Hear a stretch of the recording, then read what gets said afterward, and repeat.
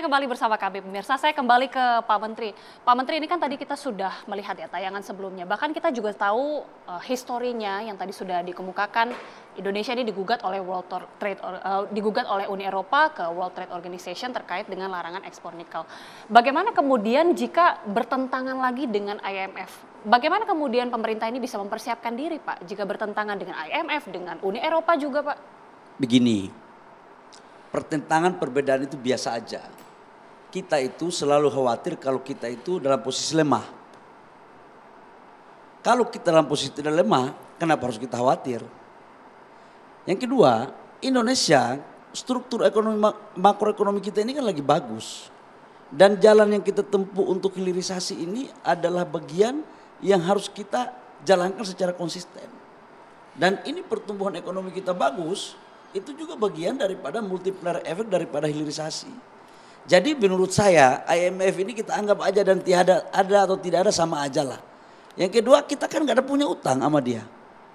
Terkecuali pemimpinnya banci. Kalau pemimpin Indonesia besok yang bisa digertak-gertak mungkin bisa. Tapi Pak Jokowi mana bisa digertak-gertak? Gak ada. Jadi perintah Pak Presiden Jokowi jelas bahwa kedaulatan dan konsistensi negara tidak bisa diintervensi oleh siapapun termasuk lembaga-lembaga internasional. Okay. Dan yang kedua, saya tadi menyambung dari Pak Didi, Pak Prof. Nikel ini sekarang menjadi komoditas rebutan dunia. Kenapa? Karena orang berbicara tentang green energy akan meninggalkan fosil, akan meninggalkan batu bara. Mobil ke depan itu mobil listrik. 2030 80% mobil dunia itu akan mobil listrik. Komponen dari mobil listrik itu 40% itu adalah baterai. Dan baterai itu komponennya adalah nikel, mangan, kobalt dan litium. Indonesia mempunyai cadangan 20% dari total cadangan dunia. Inilah yang diperebutkan. Supaya apa? Indonesia maunya mereka adalah kirim aja material, bahan baku, nanti di negara mereka, negara-negara maju itu yang membangun industrinya. Bahkan menurut saya ini IMF ini tidak adil. Amerika itu melarang ekspor semikonduktor ke China. Amerika hari ini sedang mempergunakan apa yang disebut dengan subsidi $7.500 per mobil. Untuk kalau pabriknya dan industri baterai mobilnya itu di sana.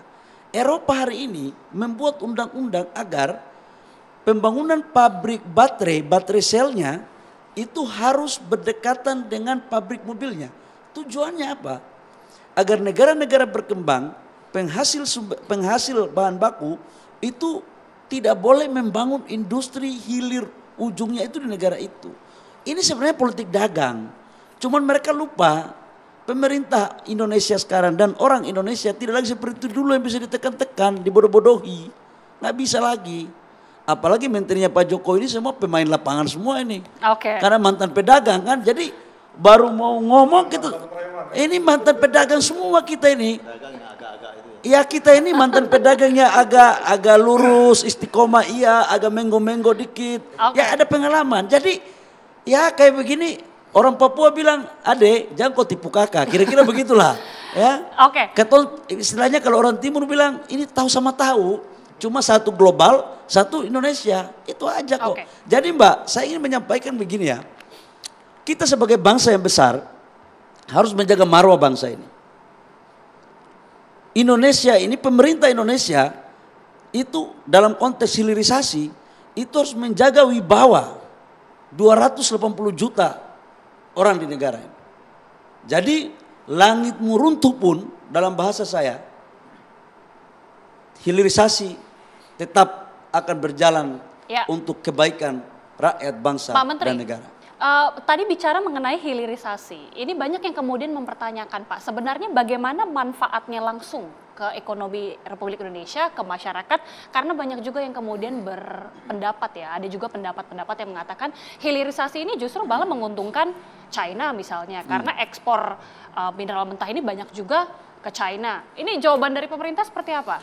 Jadi gini sebenarnya, kalau kita mengatakan bahwa hilirisasi itu dampaknya langsung ke kita, nggak ada, itu juga kufur nikmat. Saya ambil contoh begini. Ketika investasi masuk, contoh membangun ekosistem baterai mobil.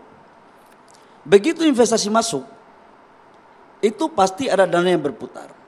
Begitu pekerjaan konstruksi, itu ada PPH pasal 21, ada PPN, ada penciptaan lapangan pekerjaan. Ada multiplier effect di mana terjadi perputaran ekonomi di daerah. Saya ambil satu contoh kecil, di Maluku Utara. Saya ambil contoh, Maluku Utara dan Sulawesi Tengah. Begitu belum ada investasi 8 billion US dollar di Wedabai, Maluku Utara itu hanya kita kenal di peta. Tapi begitu investasi masuk, hilirisasi terjadi di Wedabai, apa yang terjadi? Pertumbuhan ekonominya 20% lebih. Penciptaan lapangan pekerjaan terjadi secara masif. Kotanya ramai. Sekalipun saya akui, belum maksimal untuk kita harus menerapkan itu. Makanya ke depan itu saya sebut dengan investasi yang berkeadilan, hilirisasi yang berkeadilan. Yang namanya barang baru, Mbak, nggak ada langsung tiba-tiba sempurna, nggak ada. Kita tahap pertama seperti ini, kita lihat lagi, apalagi yang harus kita evaluasi untuk kita memperbaiki. Yang kedua, kalau dibilang tidak ada manfaatnya, yang benar aja lah. Pendapatan negara kita dari sektor pajak kan naik terus. Emang itu dapat dari mana kalau bukan dari hilirisasi? Kita mau menciptakan lapangan pekerjaan yang berkualitas, itu dapat dari mana kalau tidak dari industrialisasi? Kemudian FDI kita masuk 53%, 54%. Itu terjadi karena hilirisasi. Jadi menurut saya, kalau dikatakan bahwa tidak tepat atau tidak dapat manfaatkan, 100% iya, kita juga nggak tutup mata kok. Tapi mengarah ke perbaikan itu penting. Saya ingin menjelaskan kritik Bang Faisal Basri, ini karena kebetulan abang saya itu dan Pak Prof Didi. Mereka bilang bahwa nikel ini untuk siapa? IUP ini diambil oleh asing. Saya ingin sampaikan dalam forum yang terhormat ini. IUP itu 80% dikuasai oleh pengusaha nasional. Yang teken IUP kan Kementerian Investasi, jadi tahu betul saya. Yang mayoritas asing itu adalah smelternya. Kenapa smelternya dikuasai oleh asing? Ini kesalahan kita sendiri nih. Karena perbankan nasional kita belum mau membiayai smelter. Dan untuk smelter itu nggak bisa pakai dana APBN. Bapak anggota DPR tahu betul. Dan itulah kemudian begitu mereka masuk, ya memang undang-undang kita memperbolehkan. Maka yang harus kita lakukan ke depan itu adalah kebijakan negara dan perbankan untuk membiayai smelter supaya pengusaha nasional yang punya tambang ini dia bisa mengerjakan. Andaikan pun ada perbankan membiayai smelter itu, minta equity-nya 30%. Satu line nikel itu investasinya 250 juta US dollar. 4 line itu 1 billion US dollar. Mau minta pengusaha pribumi atau pengusaha nasional di mana yang baru dapat 300 juta untuk equity. Jadi skimnya itu menurut saya yang harus kita perbaiki. Nah ini tidak mutlak domain pemerintah. Karena itu adalah bagian OJK, BI, dan perbankan. Yang itu kamar yang berbeda yang punya independensi. Nah tapi itu menjadi PR kita. Bagi saya itu PR kita. Jadi kalau dikatakan bahwa nggak ada dampak, ya bohonglah Mbak. Saya mau sampaikan neraca perdagangan kita. Neraca perdagangan kita dengan China 2017 itu defisit 18 billion US dollar. 2022 defisit kita tinggal 1,5 billion US dollar. 2023 kuartal pertama sudah surplus 1 billion lebih. Akibat dari apa? Hilirisasi. Bayangkan sekarang kalau tidak ada hilirisasi, berapa besar defisit neraca perdagangan kita. Neraca perdagangan kita sekarang surplus 26 bulan berturut-turut. Akibat apa? Hilirisasi. Kalau kita cuma ekspor komoditas terus, mau jadi apa negara kita ini?